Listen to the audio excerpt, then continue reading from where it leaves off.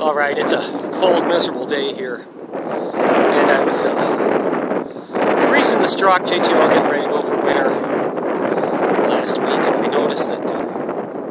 I noticed that the front U-joint on the front drive shaft is bad, so I'm going to pull that drive shaft out here, and we'll take it inside the shop and we'll replace the U-joint.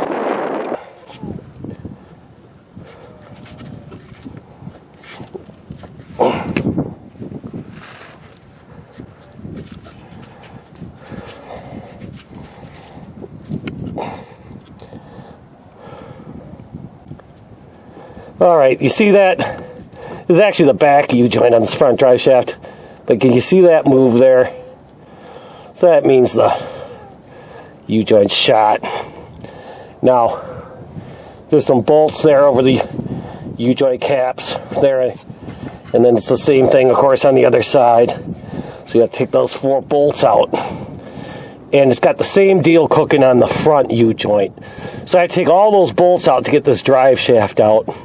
So that's what I'm going to do next here. Now, one thing I thought I'd mention here, I'm looking at the back drive shaft right now. The U-joints in this are just fine.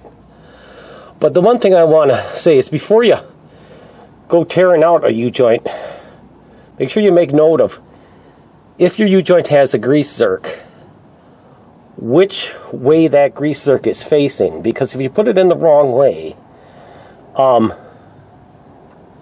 you won't be able to get to the grease zerk, which might not be the end of the world. Some U-joints are sold without a grease zerk, but once you get it in, they're darn hard to take out without destroying them. So make sure you put it in the way the grease zerk would be easiest to get to. On this rear drive shaft, it looks as though it'd be easiest to get to the grease zerk if it was facing away from the drive shaft and toward the output shaft of the transfer case. But on the rear of this does have a U-joint in the rear. And on this rear U-joint here, can you see that? It's kind of greasy in there. I don't know how well you can see it, but the U-joint on this, or the grease zerk on this U-joint, is facing the drive shaft. I wonder if I can put my finger right on it. Let's see here. Right here. Okay. The grease zerk on this rear drive shaft, rear U-joint, is right there. So it's facing the drive shaft. If it was facing the rear end here, you probably wouldn't have been able to get to the grease zerk. So make note of which way your grease zerk should face if the U-joint you're replacing has a grease zerk, or if the one you're installing has a grease zerk. Okay, so now let's get to taking out that front drive shaft. Oh yeah, as long as I'm underneath this truck, I want you to take a look at these two areas of light here. That's because I cut a hole in the floor of this bed when I replaced the fuel pump on this truck, because I didn't want to have to drop the fuel tank. It's just such a pain in the butt. Saves a lot of time. These fuel pumps are not the most reliable on these trucks too, so you'll probably have to replace it again if you keep the truck any amount of time. And if you're worried about having a bed with a hole cut in it, just put a bed liner in it and no one's ever going to know the difference. Alright, those caps, so saddles for the U-joint, they have 11mm bolts on them. So I needed an extension. So I put my socket extension on there. I pounded it on with a hammer just to make sure it's seated good. And the other thing I'm going to do to keep this drive shaft from spinning is I'm going to take a screwdriver and I'm going to stick it through the opposite end, like so. How well is this going to show up on camera? Who knows, right? I guess just stick my screwdriver in that U-joint there, and I will hold it. That will hold it to keep it from spinning. I think I'll just let it go up against the oil pan, depending on which way it's going to turn when I start turning the screws. But that's my plan. I just got to keep that screwdriver in that U-joint there while I turn the front. Now, I'm not going to be able to video this because I'm going to need 2 hands and I don't have a 3rd hand to hold the camera. Now, that actually worked quite well. I was able to loosen up all 4 of those bolts. You can see the bottom 2 there. And then I do 2, and then I just spun the dry shaft 180 degrees and did the other 2. They weren't too bad. And it worked pretty good here.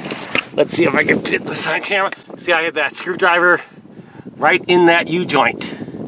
That worked pretty good. It kept the drive shaft from spinning. Now I'm going to do those 2 bolts. You'll see them right here. Let's see here. Right where my finger is. See, there's a bolt there and another bolt there. And I'll take the screwdriver out, spin the drive shaft 180 degrees, and do those other 2.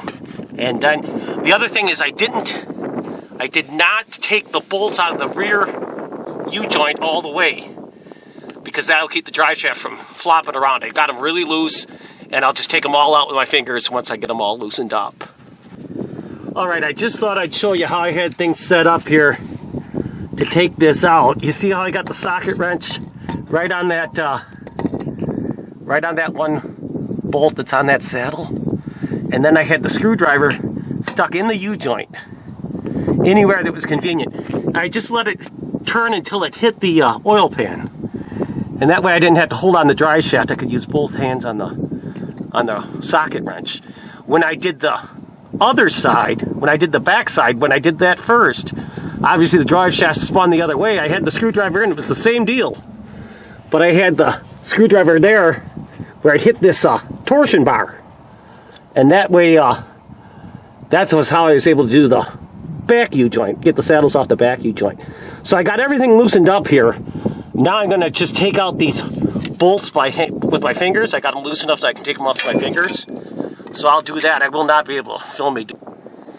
Alright, sports fans, just in case you want to see, there's their front drive shaft, and that's all the tools it takes. I used a 11mm socket, a ratchet handle, and a couple extensions. I used a hammer and a big screwdriver to get this pried out of there.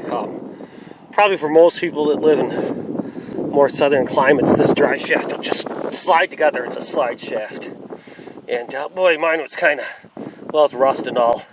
Made it very difficult to slide together to get out. But we got her. I think I'll probably free up this slide shaft while I'm replacing these U-joints. Now let's take a look at this drive shaft here. This will be the front near the front differential. This is the back near the transfer case. Got a certain amount of grass and stuff in it from me laying it in the grass. But this back U-joint was bad. And you can see when you take off these caps, there's no needle bearings left at all on them. And it's dry as can be. Even though this, was it? No, I think that's just grease from the drive shaft slide there. This was not a greasable U-joint. So it is what it is. That cap came off rather easy. This cap is froze on. I'll try taking the pliers and getting that off and see if there's anything left in the needle bearings there. On the front side of it, the U-joint seems to be okay. Alright, the last time you saw this thing, it was just a big greasy mess. And I cleaned it up just to see what was going on. We know this joint's bad. But I just wanted to make double sure that this wasn't a replacement joint with some C-clips in there. And it is not. It's the original GM U-joint. Truck's got 140,000 miles on it, so I guess I can't bitch about the U-joint being bad. Even though you use four-wheel drive, at least I do, less than 10% of the time. So there's technically less than 14,000 miles on this U-joint. But that's neither here nor there. I guess you got to account for age too. It is 98, so it's darn near 20 years old, right? So I cleaned off all that grease that came out from this hole from greasing the slide shaft, which I also have to make slide a little bit better before I'm done. And the reason I did that is because we have to heat this to remove this injected plastic. Instead of having C-clip to retain the U-joint. The factory GM, quite often they have this injected plastic that goes in a groove here, and you actually have to heat that up and melt it. And it'll crawl out of there just like a snake or a worm. That way you'll know, when that happens, you'll know that you got it out. I'm going to use an acetylene torch to heat it up, but a propane torch will work just fine. Alright, so I'm right-handed. I'm heating with my left hand, holding the camera with my right hand. We'll see how good we do. Might be hard for me to watch what I'm doing and keep the shot and frame at the same time. We'll just see how it goes here.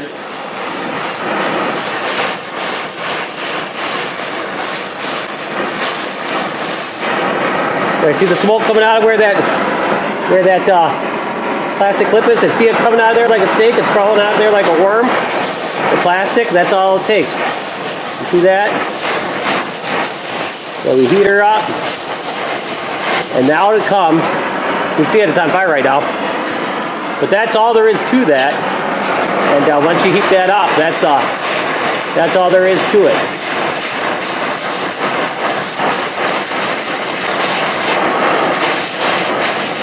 It just crawled out of there like a snake. You saw it fall off right there. And now it's open. You'll see a hole here. Got some grease on fire. But now you'll see that's just a hole there. Where on this side, you can see a nub. Okay, that's that plastic before we heat it up and get rid of it. So that's what the finished product's going to look like, a hole. And then before you start, you're going to have a little plastic nub. So let's heat up the other side, see how that comes out.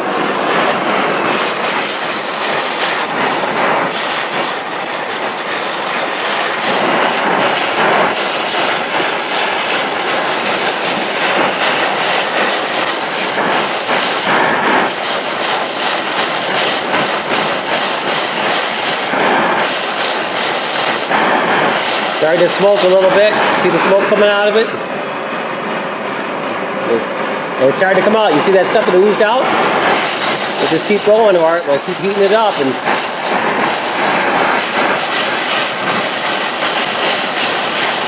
And like I say, I'm sorry if this doesn't stay in frame. I'm holding my torch with my left hand, running the camera with my right. There, it oozed out there. I wonder if I got that on camera or if it was out of frame, but see, that's on fire right now. That's that plastic. Now you just see the tip of the plastic is burning. It's on fire right there. That's a flame coming out of there. Looks a lot more yellow in real life than it does on the viewfinder. But now it's gotten right where that flame is. You can see that now it's just a hole. So now, once that cools down, we should be able to take the caps out and get that U-joint out. Now I want to give myself every possible advantage here. So I cleaned up the inside of those caps as good as I could with this wire brush on a drill. Obviously I can't get in there. I suppose if I had a small hand wire brush I could clean up the inside part of it. But I did as good as I could. And then I put some penetrating fluid on there and even cleaned up the outsides of them. So now we're going to try and take this U-joint out. Now there's a lot of ways to do this. You can press them out, you can put sockets in the vise and hold everything together. Right now this thing's hot because I just got done heating it up. And the U-joint's shot, so I don't have to worry about breaking it. The only thing I have to worry about is hurting this yoke. So I'll carefully pound on it and see what kind of luck I have.